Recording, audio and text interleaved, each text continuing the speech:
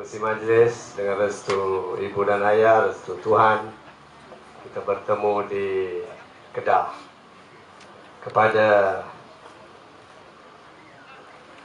orang yang kita sayangi dan sanjungi, kekanda yang bahagia Tuan Haji Muhammad Sabu, kepada kekanda saya di Parlimen, Ahli Parlimen Al-Usta yang bermakgui, kepada saudara ahli majlis kita daripada Pulau Pinang, kepada adik kita, saudara adik Adam Adli, kepada ini penting ni, Dato' Dr. Ismail Saleh, Pengurusi Amanah Negeri Kedah, kepada yang bahagia Ustaz Fazil, AJK Amanah Kedah,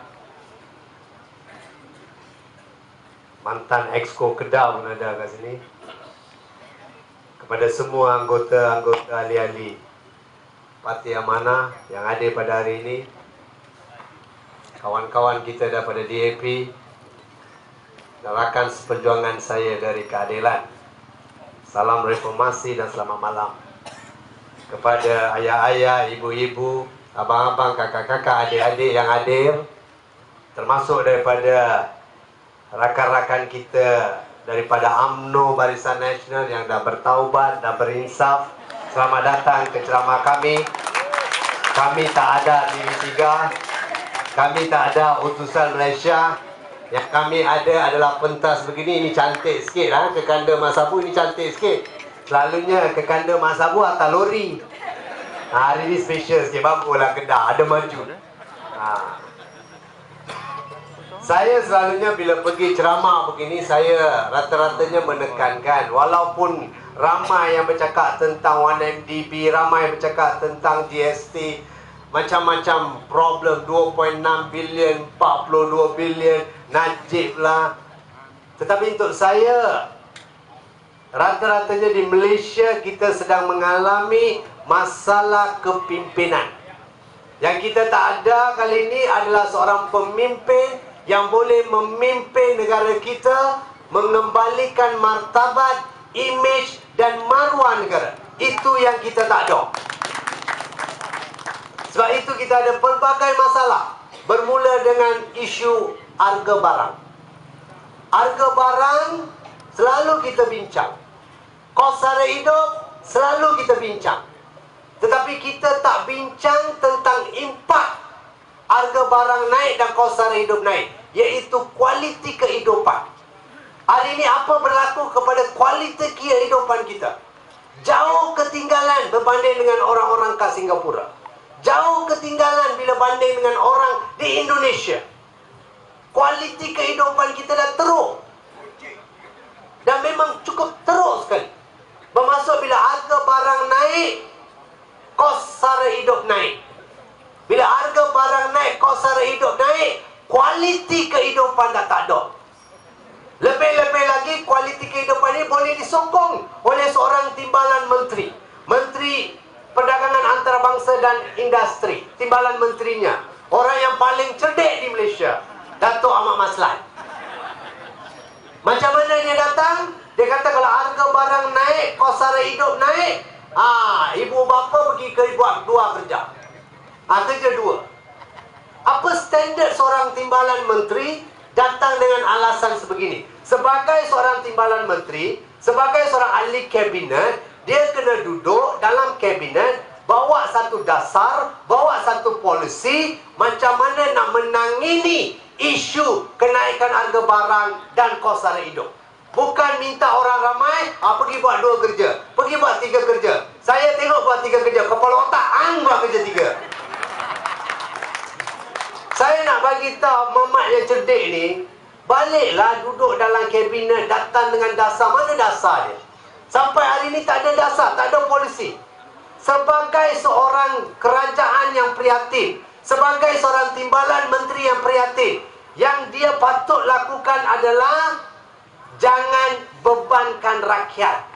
Beban itu sepatutnya dipikul oleh kerajaan yang prihatin. kerajaan yang betul-betul memahami, menyelami, mengalusi rakyat, sepatutnya mengambil beban itu daripada rakyat, dan dia kena datang dengan satu visi dan misi yang terbaik untuk menyelamatkan rakyat, bukan tolak beban itu kepada rakyat. Ini yang sedang berlaku di Malaysia. Kalau di parlimen lagi hebat. Lagi hebat. Ayah-ayah, ibu-ibu yang adik. Ni ada seekor daripada Bagan Serai ni. Orang yang paling mencintai GST. Dia pernah kata, tak ada orang merana kerana GST. Padahal rakyat Malaysia suka sangat GST. Kalau boleh naikkan 6% ke lebih pun dia suka. Betul ke? Dia itu orang yang tak pernah turun padang ni. Pasar malam tak pernah jalan. Pasar pagi tak pernah pergi. Pasar-pasar tak pernah pergi bersalaman. Dia tak tahu kesusahan dan penderitaan rakyat. Dia sendiri boleh cek dekat YouTube semua. Ahli Parlimen Bagan Serai. Tapi saya nak bagi tahu, sebelum salahkan peniaga-peniaga, Jabatan Audit Negara telah keluarkan satu laporan yang mengatakan tiap-tiap tahun, standard, tiap-tiap tahun ada laporan ini yang mengatakan bahawa kerajaan mempunyai ketirisan, kerajaan mempunyai pembaziran, kerajaan tidak pandai mengurus tadbir kewangan. Bukankah ini perlu diperbaiki sebelum kita salahkan peniaga-peniaga menaikkan harga barang? Lepas tu saya masih lagi ingat, sebelum GST dilaksanakan, kerajaan UMNO Barisan Nasional bagi komitmen. Dia kata harga barang tak akan naik. Saya ingat lagi, saya bersama dengan kekanda YB Gui, YB Rafizi Ramli, semua bangun bantah. Daripada Amanah kita ada Yang Berhormat Hanifah Mahidin, Yang Berhormat Khalid Samad, kita ada daripada DAP Tony Puau, Anthony Loh, semua bangun bantah GST. Kita kata kalau GST dilaksanakan, harga barang akan naik. Tetapi Ahmad Maslan bersama konco-konco dia UMNO Barisan Nasional, dia bagi komitmen. Apa komitmen dia? Dia kata laksananya GST, kita akan ada 1,300 pegawai. 1,300 pegawai pemantau harga barang di seluruh 222 parlimen. 1,300 pegawai daripada kerajaan memantau 222 parlimen, dibayar gaji. Tambahan kepada itu, 198,000 orang di kalangan kita, di kalangan pengguna, akan jadi pemantau bagi kerajaan supaya peniaga tak naikkan harga barang. Persoalan saya ialah, itu adalah komitmen kerajaan Barisan Nasional supaya harga barang tak naik. Mana pergi komitmen itu? Mana pergi komitmen itu? Mana pergi 1,300 orang itu? Mana pergi 198,000 orang itu? Inilah tipu belaka UMNO Barisan Nasional. Sebelum membuat sesuatu polisi, macam-macam cerita, macam-macam janji. Tetapi bila tiba, dia lupa yang itu semua. Sekarang, pendek kata, dia salahkan peniaga. Saya tak pernah salahkan peniaga. Yang saya salahkan adalah kerajaan UMNO Barisan Nasional yang tak komited terhadap janji-janji mereka. Itu adalah perkara sebenar. Saya nak masuk ke satu cerita. Cerita ni berkenaan dengan Timbalan Setiausaha Parti Keadilan Rakyat, Saudara Tuan Haji Yahya Sharif. Hari ini Tuan Haji Yahya Sharif di dalam penjara Kajang. Hukumannya adalah 2 tahun penjara, 2 sebatan. Mengapa beliau dihukum? Isunya adalah derma. Sama, derma. Pernah dengar kan, derma? Derma Tuan Haji Yahya Sharif adalah RM50,000. Beliau pada tahun 2008 parti bermaksud kerajaan negeri Selangor tak akan bagi satu sen pun. Maka Tuan Haji Yahya Sharif kena cari duit sendiri, kena minta derma daripada orang ramai, daripada GLC Kerajaan Negeri Selangor untuk melaksanakan program parti 100 Hari Pakatan Rakyat di Selangor. Kebetulan seorang datuk yang dikenali sebagai Datuk Karim Munisar memberi RM50,000 kepada Tuan Haji Yahya Sharif. Ketika itu, bila dah dapat RM50,000 ni, laporan polis dilakukan, Tuan Haji Yahya Sharif ditangkap, disiasat, dibawa ke mahkamah. Beliau disabitkan dengan 2 kes. Satu adalah kes Seksyen 417 Kanun Keseksaan yang mengatakan mempunyai dokumen palsu untuk buka akaun.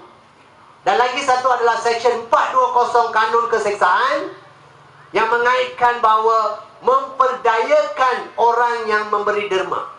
Bermaksud saya memperdayakan, saya menipu, saya bagi alasan dan orang itu telah menderma. Bermaksud saya telah menipu lah, pendek kata. So dia bawa 2 kes terhadap Tuan Haji Yahya Sharif, bawa ke Mahkamah Seksyen. Di Mahkamah Seksyen, hakim mendapati untuk kedua-dua seksyen Tuan Haji Yahya Sharif bebas. Dia dibebaskan. Tetapi Peguam Negara tak berhenti kat sana, dia membuat rayuan. Bila orang dibebaskan, dia buat rayuan. Tak ada bukti, tapi dia buat rayuan. Dah sampai ke Mahkamah Tinggi. Di Mahkamah Tinggi, hakim buat keputusan. Untuk Seksyen 417, dokumen palsu, dia pulangkan balik kes ini ke Mahkamah Seksyen supaya dibicara balik di Mahkamah Seksyen. Manakala untuk Seksyen 420, dia dijatuhkan hukuman penjara 2 tahun 2 sebatan. So, satu kes dah ada keputusan, satu lagi kes dihantar balik ke Mahkamah Seksyen. Yang dihantar balik ke Mahkamah Seksyen, sekali lagi Mahkamah Seksyen memutuskan bahawa Tuan Haji Yahya Sharif bebas. Tetapi lagi sekali Peguam Negara melakukan rayuan balik kepada Mahkamah Tinggi sebahagian daripada kes itu. Satu dah dihukum, sebahagian pulang balik. Di Mahkamah Tinggi kali kedua, kali ini hakim memutuskan sekali lagi bahawa Tuan Haji Yahya Sharif bebas. Bermaksud ada satu kes dia bebas, satu lagi kes dia bersalah. Pergi ke Mahkamah Rayuan.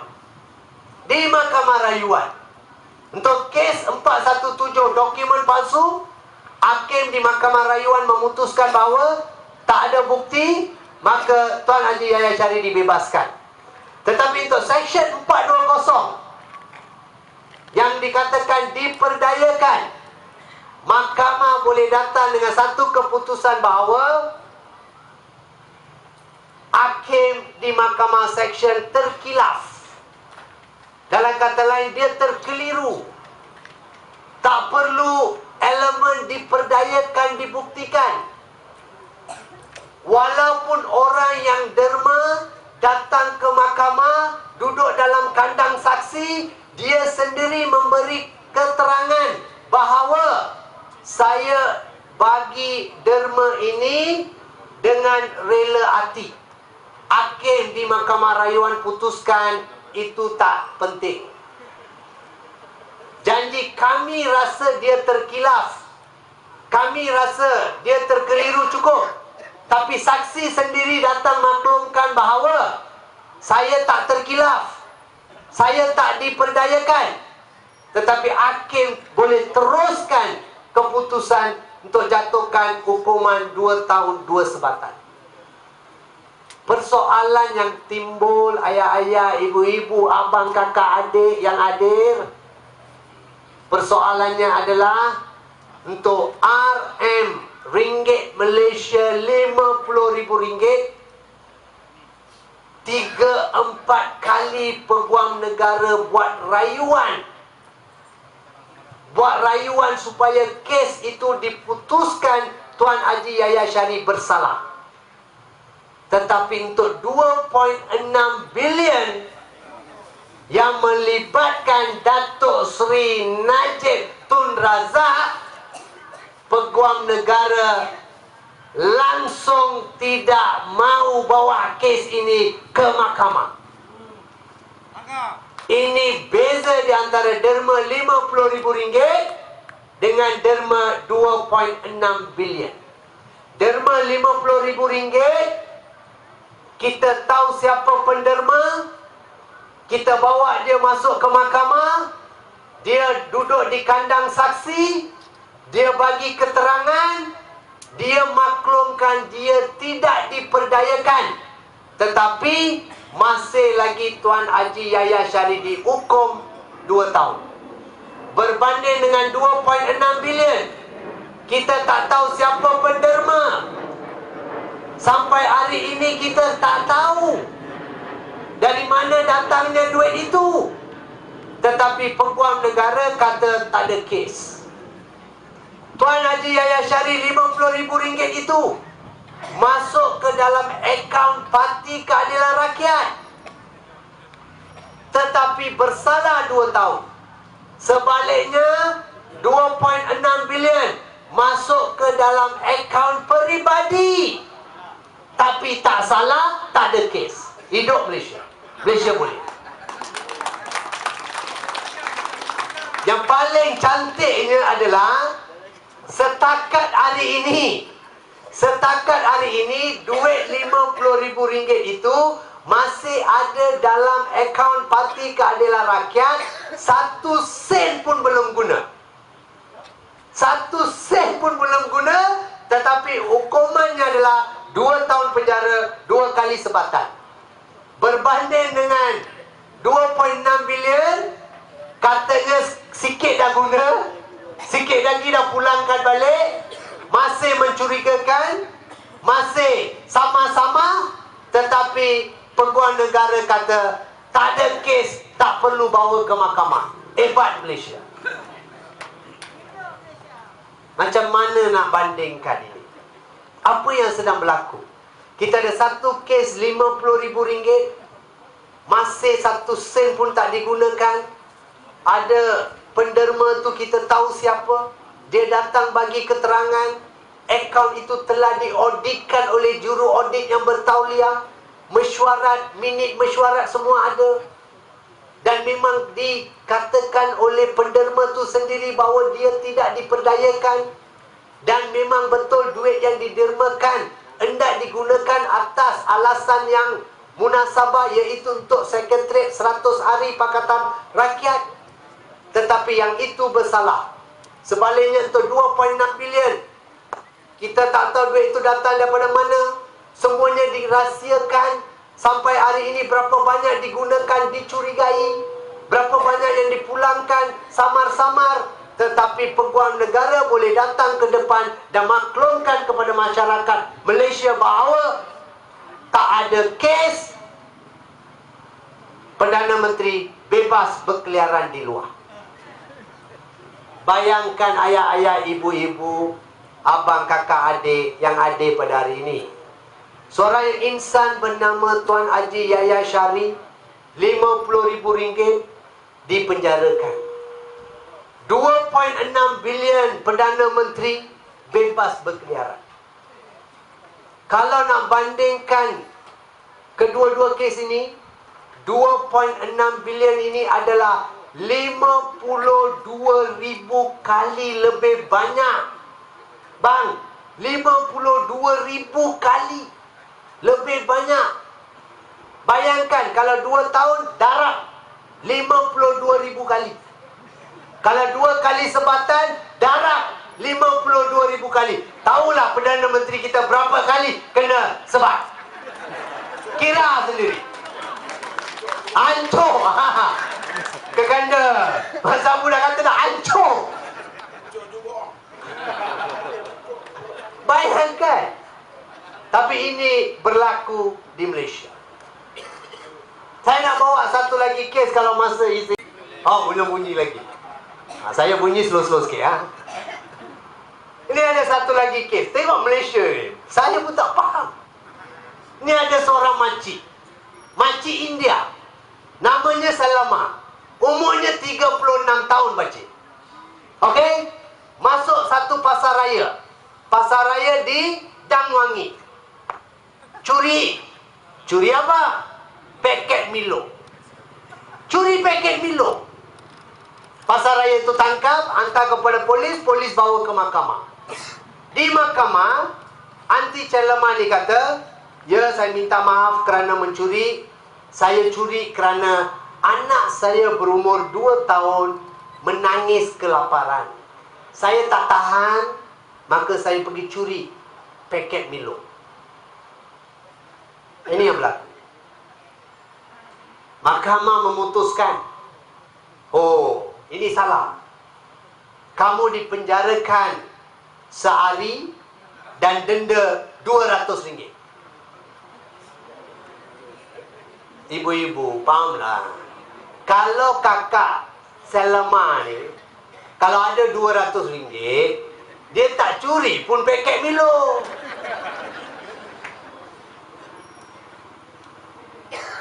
Maka dia tak boleh bayarlah RM200 tu. Bila tak boleh bayar denda RM200, hakim memutuskan bahawa, okey, 5 hari penjara, masuk penjara Kajang. Dipisahkan dengan anak. Celama dibawa ke penjara Kajang untuk hukuman 5 hari. Benda ini meletup di Facebook dan WhatsApp, Twitter. Tiba-tiba muncul sepasangan suami isteri. Suami isteri ini pergi bayar RM200 denda bagi pihak Celama. Tak kenal Celama ni siapa. Orang asing. Tak ada kena-mengena. Tak ada apa-apa persahabatan, pertalian. Tak ada, tak kenal. Langsung tak pernah tengok pun. Janji just tengok dekat WhatsApp, Facebook, Twitter. Pasangan suami isteri ni meluru ke mahkamah, bayar RM200 dan memastikan anti kakak Celama tu dikeluarkan daripada penjara. Siapakah dua pasangan suami isteri ni?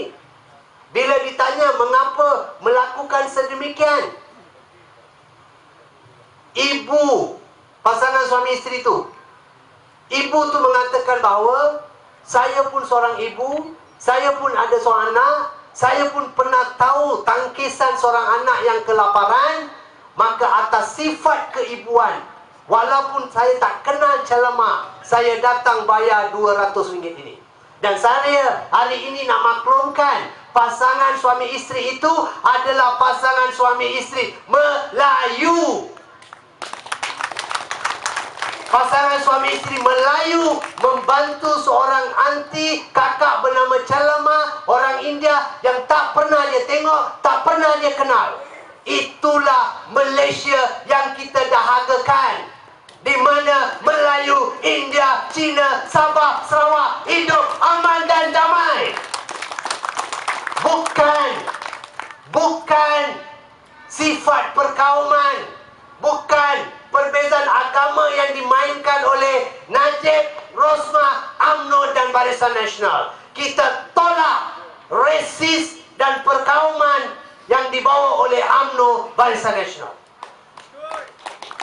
Contoh yang saya bagi tadi membuktikan bahawa rakyat Malaysia boleh hidup aman, damai dan harmoni. Yang memisahkan kita menggunakan tali ayat mereka, iaitu perkauman, agama dan sebagainya, adalah UMNO Barisan Nasional. Dalam PRU akan datang, kita undi sebagai rakyat Malaysia. Kita tolak perkauman, kita tolak perbezaan agama, walaupun kita hargai, kita hormat semua agama yang ada di Malaysia. Air sekali, saya nak sentuh tentang dua individu, dua orang Melayu yang saya amat hormati. Seorang kekanda, seorang ayanda. Seorang kekanda masih lagi ada di hadapan kita. kekanda Tuan Haji Mohd Sabu. Saya pernah bincang ini di beberapa tempat. Saya rasa saya orang yang paling layak bercakap tentang benda ni, kerana saya bukan daripada amanah, dan juga saya bukan daripada yang sebelum ini. Saya lain daripada lain. Saya nak just sentuh tentang benda ini. Pengorbanan dalam dunia politik kekanda Mat Sabu sama dengan usia saya. Pengorbanan beliau adalah sama dengan usia saya. Beliau masuk keluar penjara tak sama dengan pemimpin sebelum ini. Tak sama. Mengorbankan keluarga, mengorbankan karier beliau, mengorbankan masa depan beliau. Beliau diaib, dihina, dipukul, tetapi taat setia dengan parti lama. Tetapi apabila perjuangan bertukar arusan, Tuan Haji Mat Sabu membuat satu keputusan yang amat berat, keluar daripada parti lama dan menubuhkan amanah. Itu adalah satu keputusan yang bukan senang boleh diambil. Itu adalah satu keputusan yang penuh dengan keperitan, tangkisan air mata. Amanah diwujudkan dengan tangkisan air mata kekanda Haji Mat Sabu. Sebab itu, pengorbanan beliau jangan dikaitkan dengan perkataan khianat. Rakyat tahu siapa mengkhianati siapa sekarang. Jangan dikatakan telah menipu rakyat. Jangan dikatakan terlalu kusyuk dengan kemasyhuran sendiri. Tidak. Untuk mengambil keputusan keluar daripada sebuah parti dan membina satu parti baru adalah satu pengorbanan yang amat berat. Satu pengorbanan yang berani. Satu pengorbanan yang mementingkan masa depan rakyat Malaysia. Oleh sebab itu, saya kena tabik kekanda Mat Sabu untuk keberanian beliau. Seterusnya, kalau tak sebut ni, saya bukan ahli parlimen yang sah. Ayanda Datuk Seri Anwar Ibrahim. Rata-ratanya kita ada menteri besar di Selangor, kita ada menteri besar di Pulau Pinang, kita ada ahli-ahli majlis, kita ada ahli parlimen, kita ada adun, kita ada pelbagai GLC dan kontrak-kontrak ataupun jawatan-jawatan di Selangor dan di Pulau Pinang. Tapi jangan lupa, itu adalah kerana pengorbanan Datuk Seri Anwar Ibrahim sejak tahun 1998. Hari ini saya jadi ahli parlimen. Saya jadi ahli parlimen pun kerana pengorbanan beliau. Hari ini beliau sakit. Beliau mempunyai sakit di bahu yang memerlukan rawatan segera. Tetapi kerajaan UMNO Barisan Nasional menafikan beliau. Dalam hukuman adalah dari sudut tahanan politik, dihukum kali kedua. Tak dibenarkan untuk menjalani fisioterapi, tak dibenarkan untuk melakukan pembedahan. Hari ini Datuk Seri Anwar Ibrahim berada di hospital, tetapi untuk masuk hospital dinafikan beberapa kali. Saya nak tegur Najib, Rosmah, UMNO dan Barisan Nasional. Kamu buat benda ini kepada pejuang-pejuang negara, ramai akan bangkit tolak UMNO Barisan Nasional dalam PRU yang akan datang.